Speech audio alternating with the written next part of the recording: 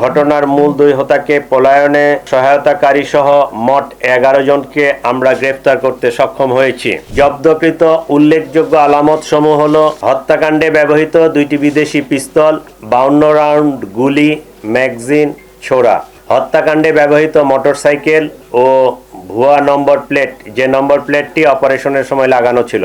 ঘটনার সময় ওসমান হাদিকে বহনকারী অটোরিকশা, ঘটনাস্থল থেকে হত্যাকাণ্ডে ব্যবহৃত গুলির খোসা, ভিডিও চিত্র, সিসিটিভি ফুটেজ ও অন্যান্য আলামত। প্রায় 53টি অ্যাকাউন্টের বিপরীতে 218 কোটি টাকার স্বাক্ষরিত চেক। আপনারা জানেন গত 12 ডিসেম্বর 2025 দুপুর আনুমানিক 14:20 ঘটিকার সময় পল্টন থানাস্থ বিজয়নগর বক্স কালভার্ট এলাকায় মোটরসাইকেল আরোহী দুর্বৃত্তের গুলিতে ইনকিলাব মঞ্চের মুখপাত্র জনাব শরীফ উসমান বিন হাদি গুলিবিদ্ধ হন। দ্রুতই তাকে ঢাকা মেডিকেল কলেজ হাসপাতালে প্রেরণ করা হয়। পরবর্তীতে রাজধানীর একটি বেসরকারি হাসপাতাল এভার কেয়ারে ভর্তি করা হয়। পরবর্তীতে উন্নত চিকিৎসার জন্য এয়ার অ্যাম্বুলেন্স যোগে তাকে সিঙ্গাপুরের জেনারেল হাসপাতালে ভর্তি করানো হয়। সেখানে চিকিৎসাধীন অবস্থায় 18 ডিসেম্বর তিনি শাহাদাত বরণ করেন। ইন্না লিল্লাহি ওয়া ইন্না ইলাইহি রাজিউন। আমরা তার বিদেহী আত্মার মাগফিরাত কামনা করি, আল্লাহ তাকে জান্নাত নসিব করুক এবং তার পরিবারকে এই শোক সইবার মতো শক্তি ও সামর্থ্য দিক। এই ঘটনার প্রেক্ষিতে রাজধানীতে পল্টন থানায় একটি নিয়মিত মামলা রুজু হয়, যা পরবর্তীতে হত্যা মামলায় রূপ নেয়। ন্যাক্কারজনক এই ঘটনার পরপরই Dhaka metropolitan police, DB, CTTC, RAB, CID, BGB ঘটনায় জড়িতদের শনাক্ত করে গ্রেফতার করে আইনের আওতায় আনার জন্য কাজ শুরু করে। ঘটনাস্থলে উপস্থিত ব্যক্তিদের দেওয়া তথ্য, সিসিটিভি ফুটেজ বিশ্লেষণ, ওপেন সোর্স ইন্টেলিজেন্স এবং তথ্য প্রযুক্তির সহায়তায় ঘটনার দিনই শুটার ফয়সাল করিম মাসুদ ওরফে দাউদ ওরফে রাহুল এবং তার সহায়তাকারী মোটরসাইকেল চালক মোহাম্মদ আলমগীর শেখকে শনাক্ত করা হয়। তাৎক্ষণিক তাদের গ্রেফতারের জন্য আইন শৃঙ্খলা বাহিনীর একাধিক টিম সাভার, হেমায়েতপুর, আগারগাঁও, নরসিংদীতে অভিযান পরিচালনা করে। ধারাবাহিক অভিযানের অংশ হিসেবে ডিএমপির একটি টিম ময়মনসিংহের হালুয়াঘাটের সীমান্তবর্তী এলাকা পর্যন্ত অভিযান পরিচালনা করে। আপনারা জানেন এই ঘটনার সাথে জড়িতদের আইনের আওতায় নিয়ে আসার জন্য আমরা যথাসাধ্য চেষ্টা করছি। ইতিমধ্যে সংশ্লিষ্ট মামলাটি নিবিড় তদন্তের জন্য ঢাকা মহানগর গোয়েন্দা পুলিশের নিকট হস্তান্তর করা হয়েছে। তদন্তকালীন এ যাবৎ এ ঘটনা সংগঠনে পরিকল্পনায় অংশগ্রহণ, ঘটনায় ব্যবহৃত অস্ত্রগুলি লুকানোর সাথে জড়িত, ঘটনার মূল দুই হোতাকে পলায়নে সহায়তাকারী সহ মোট 11 জনকে আমরা গ্রেফতার করতে সক্ষম হয়েছি।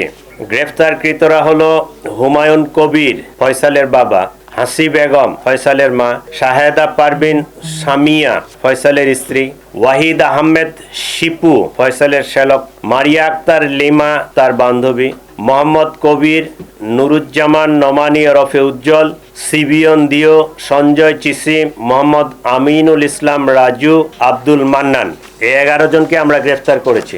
এই ঘটনায় জব্দকৃত উল্লেখযোগ্য আলামত সমূহ হলো হত্যাকাণ্ডে ব্যবহৃত 2টি বিদেশি পিস্তল, 52 রাউন্ড গুলি, ম্যাগাজিন, ছোরা, হত্যাকাণ্ডে ব্যবহৃত মোটরসাইকেল ও ভুয়া নম্বর প্লেট, যে নম্বর প্লেটটি অপারেশনের সময় লাগানো ছিল।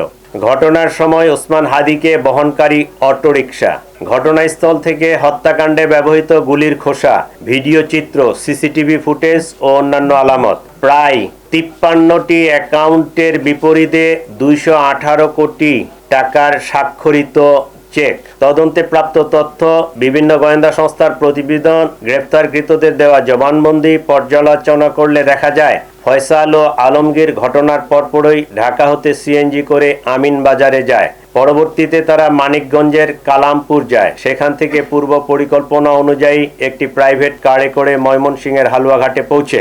ঘটনাটি তাদের পূর্ব পরিকল্পিত ছিল। এই জন্য আসামিদেরকে চিহ্নিত করার পূর্বেই তারা সীমান্ত পাড়ি দিতে সক্ষম হয়। হালুয়াঘাটের পূর্বে মুন ফিলিং স্টেশনে জনৈক ফিলিপ এবং সঞ্জয় তাদেরকে গ্রহণ করার জন্য অপেক্ষা করতে থাকে। ফিলিপ তাকে সীমান্ত পার করে ভারতের মেঘালয় রাজ্যে জনৈক পুত্তির নিকট হস্তান্তর করে। পুত্তি এক ট্যাক্সি ড্রাইভার স্বামীর কাছে তাদেরকে হস্তান্তর করে। স্বামী মেঘালয় রাজ্যের তুরা নামক একটি শহর আছে, সেই শহরে তাদেরকে পৌঁছে দেয়। আমরা ইনফরমাল চ্যানেলে মেঘালয় পুলিশের সাথে যোগাযোগ করে যেটি জানতে পেরেছি, তারা ইতোমধ্যে পুত্তি ও স্বামীকে গ্রেফতার করেছে। আমরা সন্দেহ করি আসামিদ্বয় অবৈধ পথে সীমান্ত পাড়ি দিয়েছেন।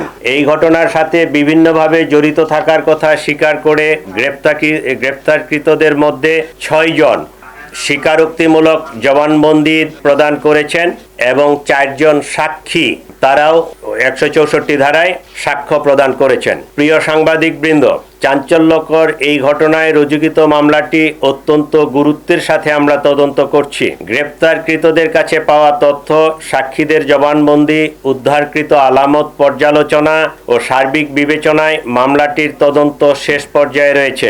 আগামী 7 থেকে 10 দিনের মধ্যে আমরা চার্জশিট প্রদান করতে সক্ষম হব ইনশাআল্লাহ। সরকার ইতোমধ্যে দ্রুত বিচার ট্রাইব্যুনালে মামলাটি নিষ্পত্তি করার ঘোষণা দিয়েছে। সেই লক্ষ্যে আমরা কাজ করছি।